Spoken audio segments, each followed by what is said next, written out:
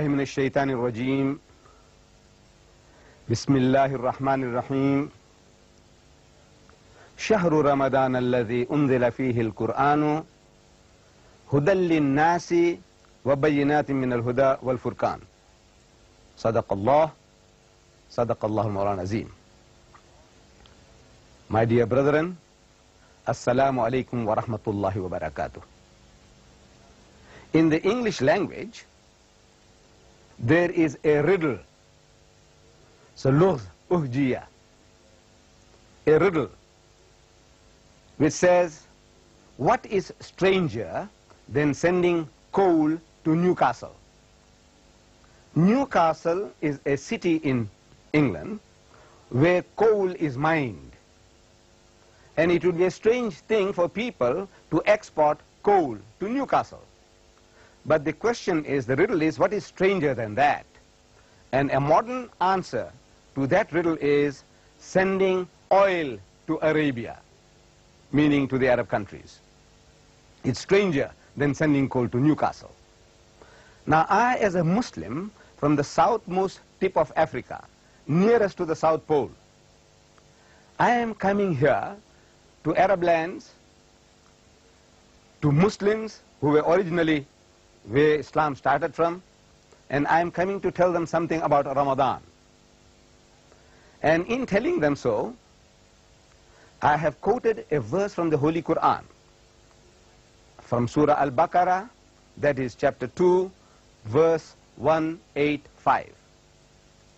For the non-Muslims watching this program, how can they have access to such a verse?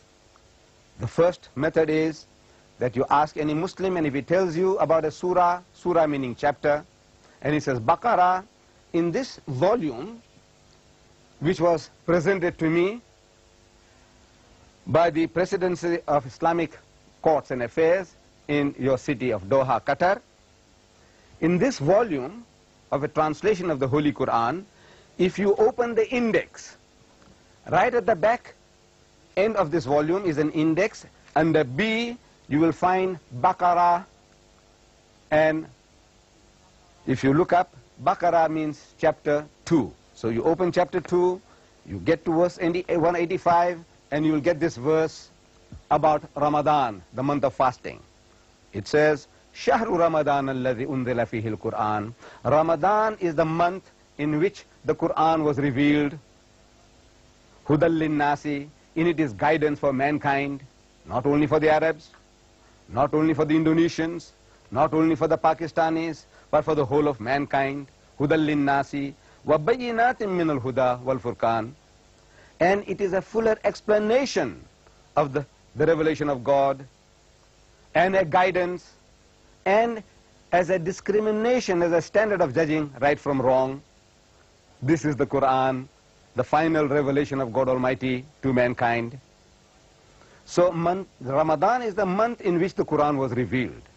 And two verses before this one, in verse 183, we are told, Ya ayyuhalladhina amanu, say, O you who believe, O men of faith, Ya ayyuhalladhina kutiba alaykum as-siyamu kama kutiba ala alladhina min qablikum. Says fasting has been ordained for you, has been prescribed for you, as it had been prescribed for those before you. لَعَلَّكُمْ تَتَّقُونَ, that ye may learn self-restraint, that ye may learn discipline. The purpose of fasting, we find here, told to us by God Almighty, is not just to starve ourselves, but that we may learn self-discipline. And there is nothing new in this. It is not entirely something novel, that God Almighty had ordained this system of fasting for the previous religious systems.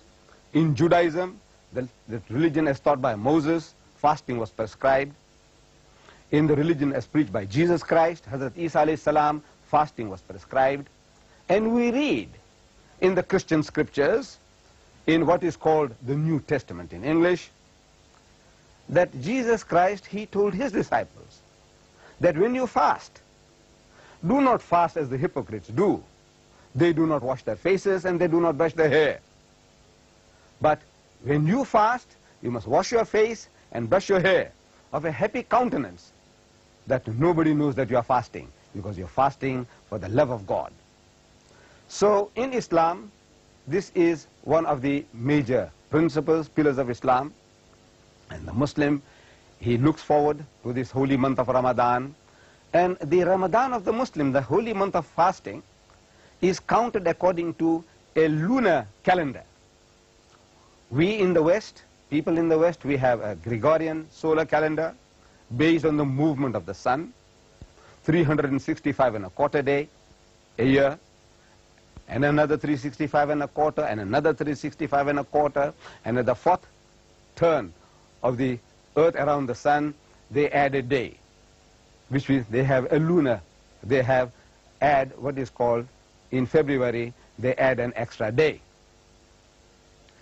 Now, in Islam, Allah Bari Ta'ala, God in His mercy, what He has done is that by giving us a lunar calendar for working out our days and our counting for our religious festivals, it has made it possible for mankind to have a fair chance of experiencing all the seasons of the year.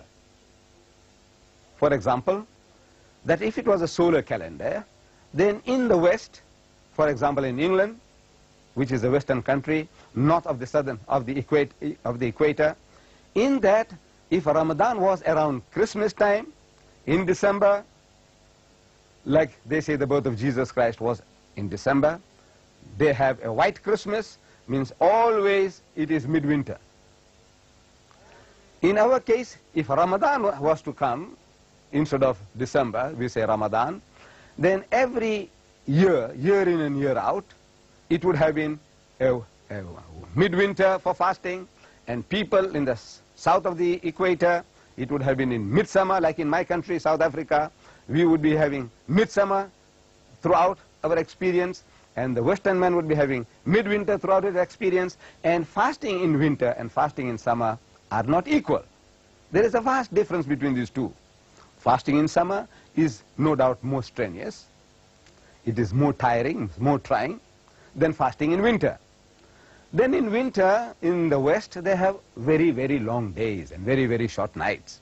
Then we have very, very long days and very short days in winter and very, very long nights. So in other words, it would be very unfair, very unjust to work on a system of that nature.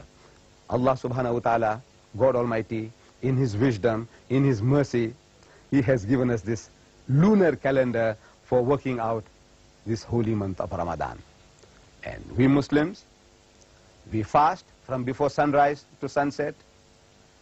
Before dawn, we can have a little breakfast, and the whole day, from morning, from sunrise up to sunset, not even a sip of water, no smoking, no sniffing, and other normal relationship which might exist between, let's say, the husband and the wife. Even those relationships of satisfying your sexual needs are forbidden. And it is a great discipline. And the only witness to this system of fasting is God Almighty Himself.